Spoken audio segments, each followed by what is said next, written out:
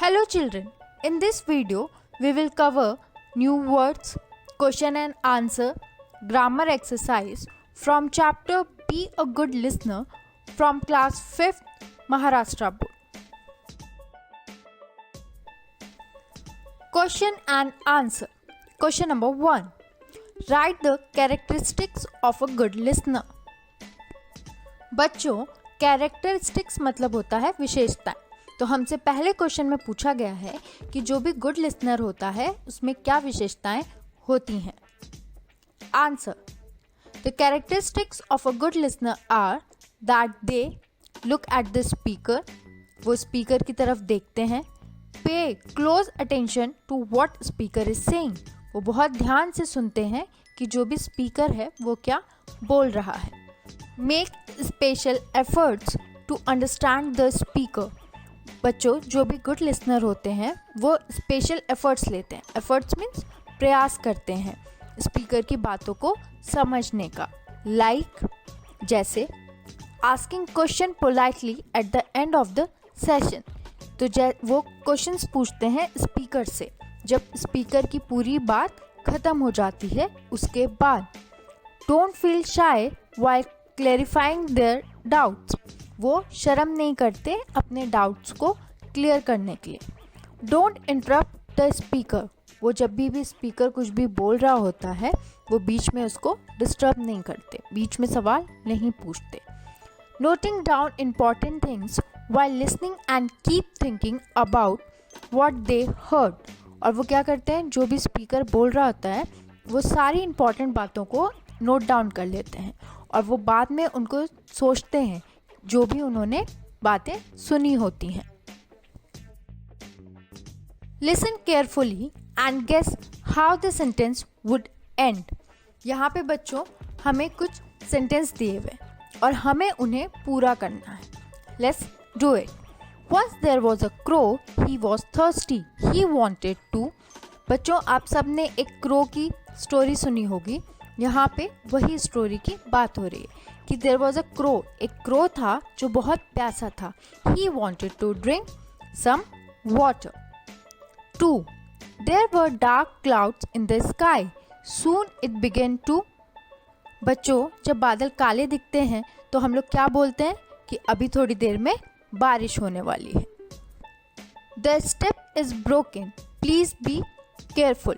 Step means यहाँ पे बच्चों सीढ़ियों से है तो वो ब्रोकन है, टूटा है, तो be careful. 4 point. When the student saw the question paper they were, जब बच्चों आप क्वेश्चन पेपर देखते हो तो क्या आप कभी हैप्पी होते हो, कभी सैड होते हो, कभी शॉक में आ जाते हो। Point 5.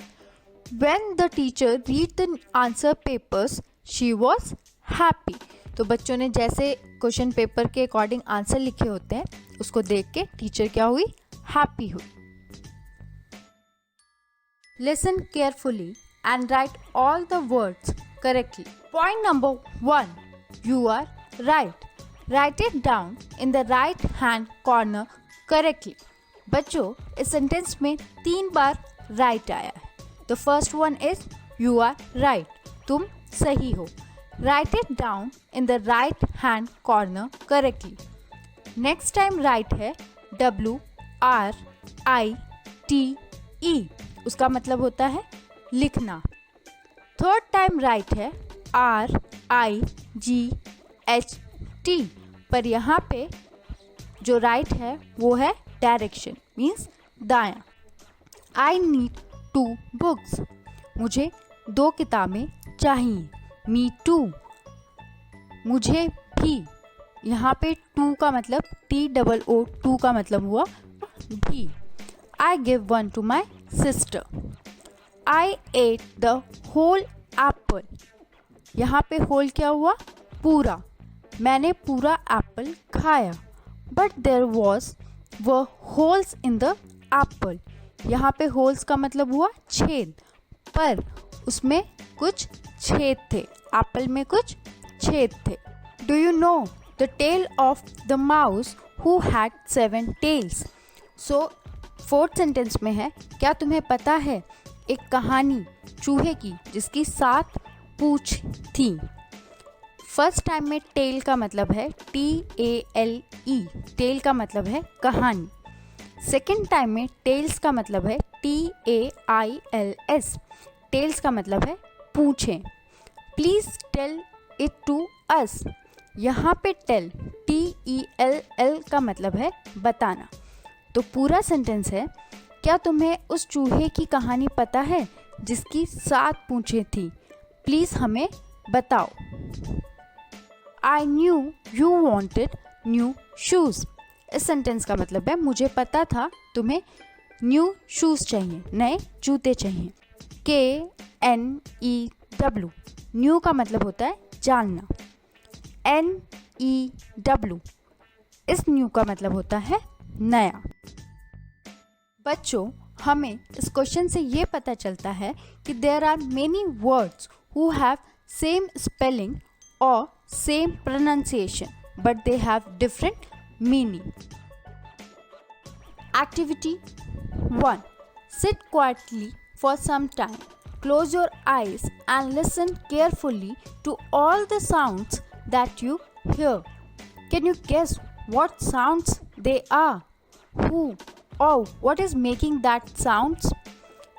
Note down what you heard.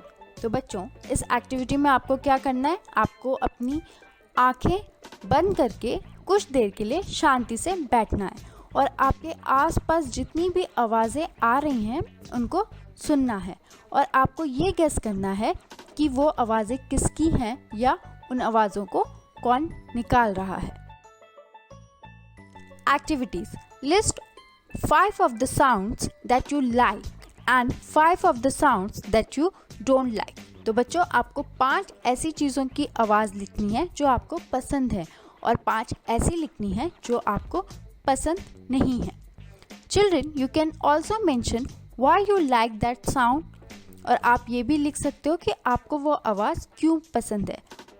For example, I like morning prayers as they give me peace of mind. अगर आप मेरे से पूछोगे तो मुझे जो मॉर्निंग की प्रेयर्स होती हैं, हम भगवान जी का जो नाम लेते हैं, मुझे वो पसंद है। उससे क्या होता है, उससे मेरे मन को और दिमाग को शांति मिलती है। Similarly, you can also mention that you don't like about the next 5 songs and how you can avoid it. और इसी तरह आप 5 ऐसी आवाज़ों के नाम भी लिख सकते हो जो आपको बिल्कुल पसंद नहीं है और आप उनको कैसे अवॉइड कर सकते हो। For example, I don't like noise of traffic on the road outside my house. बच्चों, मुझे जो ट्रैफिक का आवाज़ होती है, जो उसका शोर होता है, वो बिल्कुल पसंद नहीं है। एज इट कॉजेस हेडेक, उसकी वजह से क्या होता है, हेडेक होता है। And to avoid this I can close windows of my room, और उस वॉइस को, उस साउंड को अवॉइड करने के लिए मैं क्या करती हूँ, मैं अपने कमरे की खिड़कियों को बंद कर देती हूँ।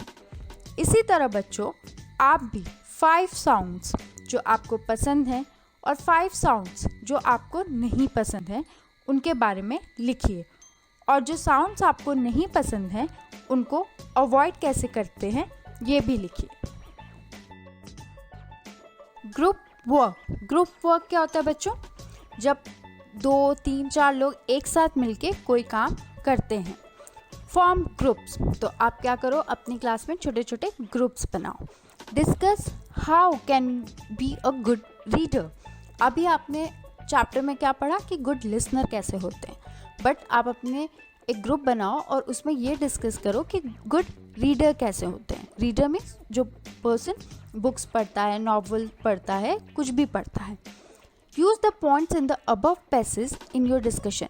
जो भी हमने इस चैप्टर में पढ़ा है गुड लिसनर में, उन्हीं पॉइंट को आप डिस्कस करो अपने फ्रेंड्स के साथ। Write down the points that shows what makes a good reader. और फिर आपको जो भी पॉइंट्स मिलते हैं, आपको अच्छे लगते हैं, उनको राइट इट डाउन करो और लिखो कि what are the characteristics of a good reader. मैंने कुछ पॉइंट्स बनाए हैं जो एक गुड रीडर में भी होने चाहिए। Let's see. To be a good reader we should first read less but read carefully. ऐसा कोई ज़रूरी नहीं कि हमें बहुत ज़्यादा पढ़ें, अगर हम पढ़ रहे हैं, हम थोड़ा सा भी पढ़ते हैं, 1 पेज पर डे भी हम पढ़ रहे हैं और हम ध्यान से पढ़ रहे हैं, तो भी हम बहुत नॉलेज गेन कर लेते हैं। Concentrate on what we are reading. हम जो भी पढ़ रहे हैं हमें उसको पूरे ध्यान से पढ़ना चाहिए। ऐसा नहीं होना चाहिए कि हम पढ़ भी रहे हैं फिर फ़ोन भी देख रहे हैं, टीवी भी देख रहे हैं, ऐसा नहीं। Whatever we are reading we must pay full concentration on that. Point number 3, note down important points that we have read. तो बच्चों, आप जब भी कुछ पढ़ते हो और उसमें से आपको कोई भी पॉइंट इम्पॉर्टेंट लगता है तो आप क्या करो, उस पॉइंट को कहीं पे लिख लो। Make a notebook for writing down new words and their meaning. आप जब भी कुछ नॉवल पढ़ रहे हो, कोई बुक पढ़ रहे हो, न्यूज़पेपर पढ़ रहे हो और you came cross with a new word, तो आपको क्या करना है, उस वर्ड को नोट डाउन कर लेना है और उसका मीनिंग सर्च करना है। और नेक्स्ट टाइम जब आप अपने फ्रेंड से बात कर रहे हो, किसी से भी कन्वर्सेशन कर रहे हो, try to use that word. 5th, use these new words in our daily life. Exactly, फिर आप वो जब न्यू वर्ड्स होंगे उनको आप अपनी डेली लाइफ में यूज़ करोगे तो जो भी आपकी बातें सुन रहा है उसके ऊपर एक अच्छा इम्प्रेशन पड़ेगा। Point number 6, always revise what we have read in the past. और रिवीजन इज़ वेरी इंपॉर्टेंट। तो आपने जो भी पढ़ा है उसको रिवाइज करो। Children, if you have any doubt related to this chapter, kindly write it down in comment box. Also, subscribe, share and like this channel. Thank you.